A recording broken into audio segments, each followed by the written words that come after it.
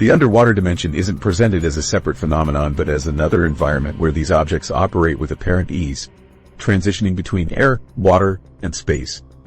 When discussing the classified underwater footage, Elizondo provides specific technical details that allow for analysis. He cites specific speeds, 450-550 knots, describes the absence of cavitation effects, and notes the recording circumstances. These specific details allow for technical evaluation rather than vague claims that can't be assessed. His military background gives him the technical vocabulary to describe these encounters with precision. Elizondo's credibility also derives from his restraint. He doesn't claim to know the origin of these craft, whether extraterrestrial or otherwise. Instead, he focuses on the observable capabilities that defy conventional explanation. This approach of sticking to verifiable characteristics rather than jumping to conclusions about origins reflects his intelligence background, where evidence evaluation takes precedence over speculation. His insider knowledge offers a rare glimpse into what the government knows but won't officially acknowledge about these phenomena. The compartmentalized nature of these programs means that even many high-ranking officials lack access to this information. Elizondo's position within ATIP placed him at a unique intersection where technical data, military encounters, and intelligence assessments converge. Beyond the general claims about underwater craft, Elizondo has revealed specific incidents that provide concrete examples of these anomalous capabilities. These cases demonstrate not just theoretical possibilities but actual recorded encounters between military assets and these unexplained objects. One such incident stands out for its detailed documentation and the multiple witnesses and sensors involved. The Puerto Rico incident. The most thoroughly documented case in Elizondo's portfolio comes from a 2013 incident off the coast of Puerto Rico, where a routine U.S. Customs and Border Patrol exercise captured extraordinary footage of an unidentified object. This case provides concrete evidence of the transmedium capabilities that make these phenomena so challenging to explain. The encounter began during standard Border Patrol operations near Aguadilla, Puerto Rico. Agents were conducting aerial surveillance using sophisticated infrared camera systems mounted on patrol aircraft. These thermal imaging systems are designed to detect heat signatures from potential smuggling vessels or unauthorized border crossings, providing high-resolution footage even in low-light conditions. During this operation, the surveillance systems detected something unusual. The sophisticated infrared cameras picked up an anomalous object in the vicinity of the exercise area. Initially, the operators followed standard protocol, attempting to identify what they were seeing. The object appeared to have entered a weapons training area, raising immediate security concerns. However, according to Elizondo's account, this was no ordinary aircraft or marine vessel. The tracking data revealed something of extraordinary size, an object potentially hundreds of feet in diameter. This immediately raised red flags among the technical operators monitoring the systems. The dimensions didn't match any known conventional aircraft or watercraft operating in the area. The Border Patrol personnel quickly ruled out conventional explanations based on several factors. First, the sheer size exceeded typical aircraft designs. Second, no conventional vehicle would deliberately position itself in an active training area due to the extreme danger this would pose. Third, and perhaps most importantly, the object's subsequent behavior eliminated any conventional explanation.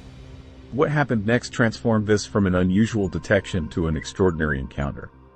The tracking system showed the object moving in ways that defied conventional aerodynamics and hydrodynamics.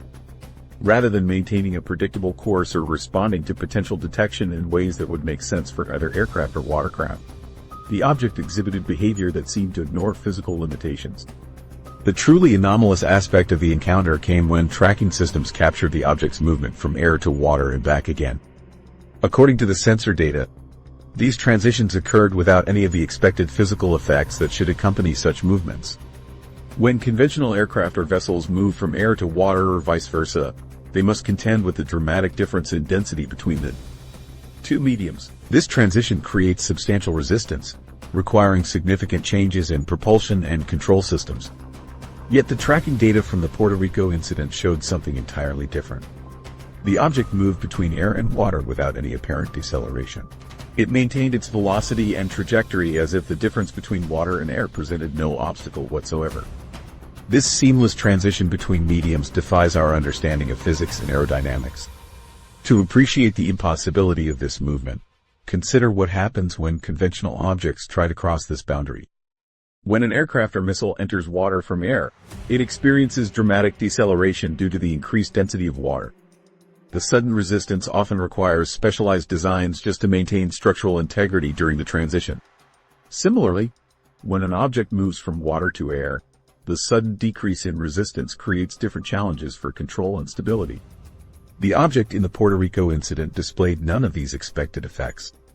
It didn't slow down when entering a denser medium or speed up when entering a less dense one. It didn't create the splash or disturbance that should accompany any large object breaking the water's surface. Instead, it moved between environments as if they presented uniform resistance, or perhaps as if it used a technology that rendered these natural forces irrelevant. What makes this case particularly valuable is the quality of the data collected. Because this occurred during an active border patrol exercise, sophisticated infrared tracking systems were monitoring the area. These weren't civilian cameras or isolated radar systems, but military-grade sensor arrays designed to track objects with precision. The quality of this footage helps eliminate the possibility of equipment malfunction or data anomalies. The technical term for what was observed is transmedium travel, the ability to move between different environmental mediums without the limitations that typically affect conventional vehicles. This capability represents a significant technological advantage that no publicly known human technology possesses. Our most advanced aircraft cannot operate underwater, and our submarines cannot fly. Even specialized vehicles designed to briefly operate in both environments do so with severe limitations and require substantial modifications to transition between mediums. The implications of this capability are profound from both scientific and security perspectives. Scientifically, it suggests propulsion and materials technologies that overcome fundamental physical constraints we consider immutable. From a security standpoint, vehicles that can operate with equal capability in air, water, and potentially space would render traditional domain-based defense systems potentially obsolete. Elizondo has indicated that this Puerto Rico case is one of several incidents that demonstrate these objects don't simply operate underwater or in the air as separate